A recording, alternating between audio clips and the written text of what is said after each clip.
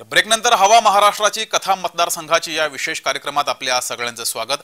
जळगावच्या निकालाकडे सुद्धा सगळ्यांचं लक्ष लागलंय। कोण बाजी मारणार, कोणते प्रचारातील कळीचे मुद्दे होते, निर्णायक कोणते मुद्दे होते, उन्मेष पाटील यांची नाराजी ही किती महाग पडू शकते भाजपला, सोबतच शिवसेना असेल, एकनाथ शिंदे यांची शिवसेना असेल किंवा अजित पवार यांची राष्ट्रवादी असेल, त्यांनी किती झोकून काम केलेलं आहे या प्रचारात, या सगळे प्रश्न आहेतच। शिवाय या व्यतिरिक्त या संपूर्ण मतदारसंघामध्ये कोणते मुद्दे हे निर्णायक होते, कळीचे कोणते मुद्दे होते समजून घेऊया। आपल्या सोबत आपले प्रतिनिधी जुगल पाटील जोडलेत। जुगल, या सर्व मुद्द्यानंतर आणखी कोणते असे महत्त्वाचे कळीचे मुद्दे प्रचारात दिसले? कारण तुम्ही संपूर्ण जळगाव जिल्ह्यामध्ये हा संपूर्ण निवडणुकीचा काळ अगदी जवळून बघितलेला आहे, अनेक बातम्या या ठिकाणी कव्हर केल्यात। जर जगदीश विचार केला तर जळगाव लोकसभेचा विचार केला तर जळगाव लोकसभेमध्ये या ठिकाणी भारतीय जनता पार्टीतर्फे जर विकासाचे मुद्दे होते, पंतप्रधान नरेंद्र मोदी यांनी जे विकासावर विविध विकास योजना आणल्या होत्या त्या विकासावर ही निवडणूक लढवली गेली। त्याचप्रमाणे जळगाव जिल्ह्यातील जे निम्न प्राकृत प्रकल्प आहे, 7 बलून बंधाऱ्यांचा विषय आहे, तो अद्यापर्यंत झालेला नाही। त्याचं आश्वासन या ठिकाणी पूर्ण करण्याचं आश्वासन या ठिकाणी देण्यात आलेलं आहे। आणि एक मुद्दा असा आहे की भारतीय जनता पार्टीने तिकीट उन्मेष पाटील यांना नाकारलं असून स्मिता वाघ यांना हे तिकीट देण्यात आल्यानंतर या ठिकाणी उन्मेष पाटील यांना टार्गेट केले गेलं आहे।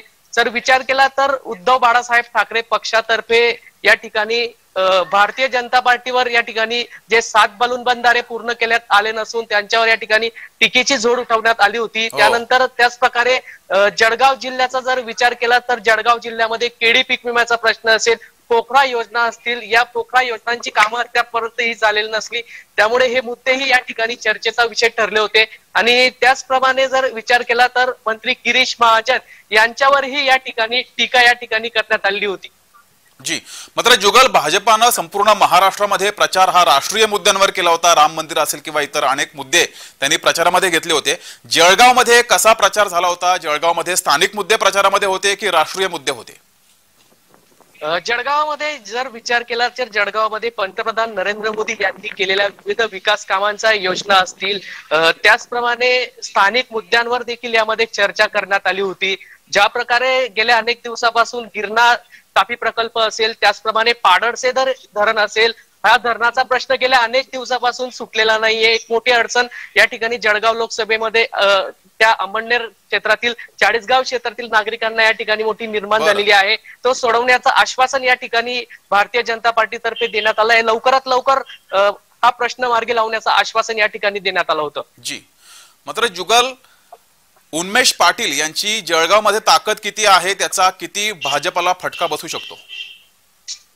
नक्कीच ज्या प्रकारे विचार केला तर उन्मेष पाटील यांना भारतीय जनता पार्टीकडून संधी न दिल्यामुळे एक मोठा गट या ठिकाणी नाराज झाला होता आणि एक मोठी नाराजी यांची झाली होती। अनेक कार्यकर्त्यांनी उन्मेष पाटील यांना तिकीट नाकारल्यामुळे या ठिकाणी राजीनामे दिले होते आणि एक मोठं नाराजी नाट्य रंगलं होतं। आणि जळगाव लोकसभेसाठी उमेदवार कोण हा एक मोठा प्रश्न रंगला होता। ऐनवेळीच करण पवार यांचं नाव पुढे करण्यात आल्यामुळे एक उन्मेष पाटील यांनी मोठं बळ करण पवार यांना दिलेलं आहे। आणि भारतीय जनता पार्टीचा जरी हा गड मानला जात असला जळगाव लोकसभा, एक मोठं आवाहन शिवसेना उद्धव बाळासाहेब ठाकरे पक्षातर्फे या ठिकाणी ज्या जळगाव लोकसभेच्या उमेदवार आहे स्मिता वाघ यांना उभं करण्यात आलं होतं। जगदीश जी, जुगलजी, तुम्ही असेच जोडले गेले राहा। आपल्यासोबत भाजपाचे राधेश्याम चौधरी सुद्धा जोडलेत। राधेश्यामजी, पहिलाच प्रश्न आहे की उन्मेष पाटलांची नाराजी दूर करण्यात तुम्हाला यश आलेलं आहे का? कारण हा महत्वाचा मुद्दा होता।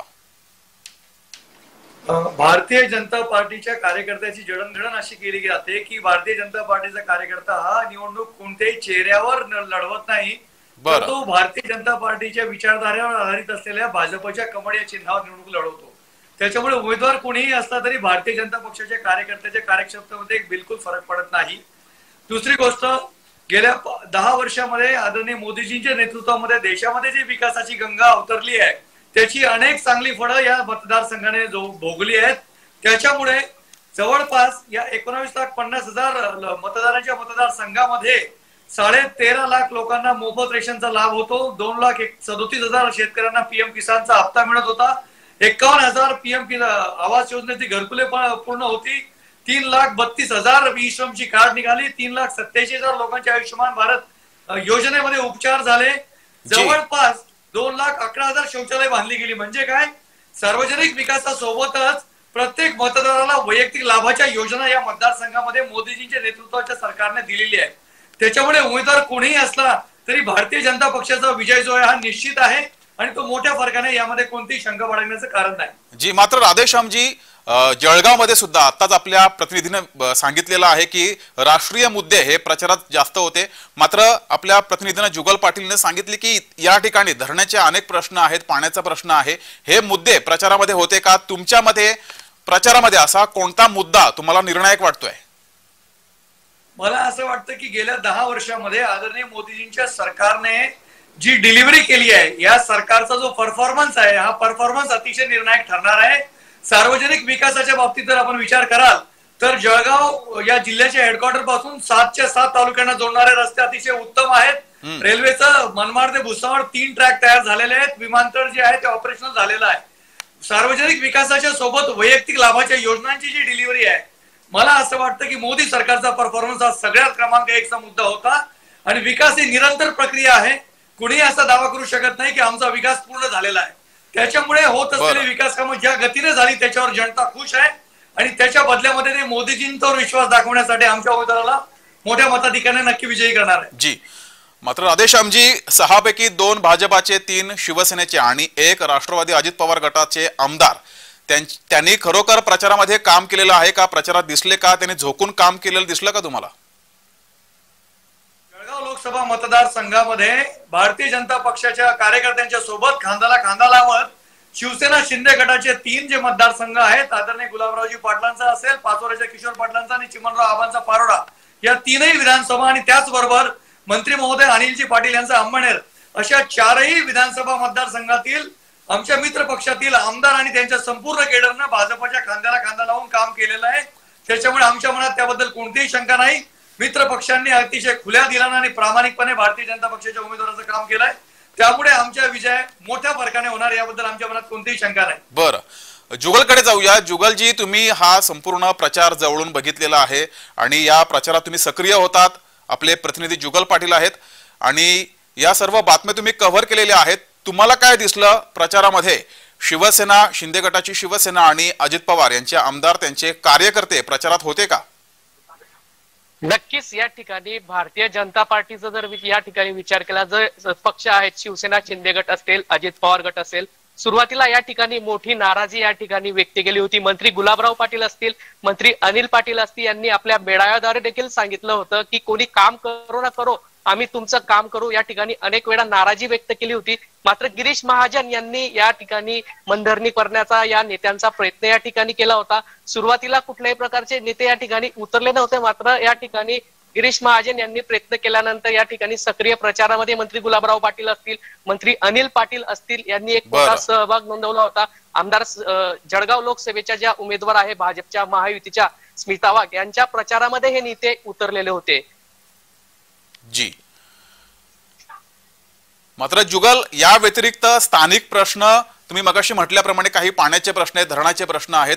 जळगावमध्ये सुद्धा राष्ट्रीय प्रश्नच घेतले गेले. बऱ्याच ठिकाणी असा सुद्धा प्रचार होत होता की महायुतीच्या उमेदवाराला मत म्हणजे पंतप्रधान नरेंद्र मोदी यांना मत, असा मुद्दा होता. अशा वेळेस तुम्हाला प्रचारात दिसलं का की या प्रचारामध्ये स्थानिक मुद्दे होते?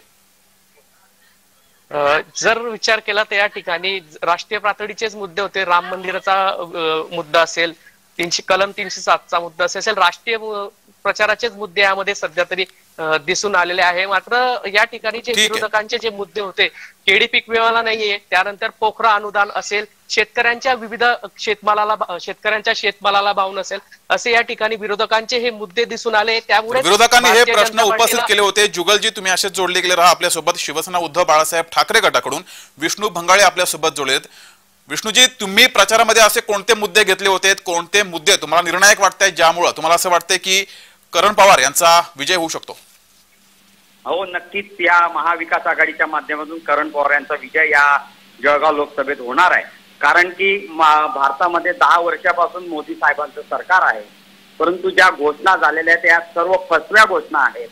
या जळगाव जिल्हा हा मोठ्या प्रमाणावरती केळी पीक विमा, केळीचा उत्पादक आहे, कापसाचा उत्पादक म्हणून धरला जातो. आज केळी असेल, अशा विविध विमाच्या योजनेच्या माध्यमातून 11,000 शेतकरी आजही वंचित आहेत. इथे कपास ही मोठ्या प्रमाणावरती लावली जाते, परंतु कपाससाठी इथं काय टेक्सटाईल सारखा पार्क सारखा इथं 32 वर्षापासून भाजपाचा खासदार निवडून येतो आहे. यांचा चेहरा नसला तर हे सांगतात की भाजपाच्या नावावरती निवडून येतो आम्ही.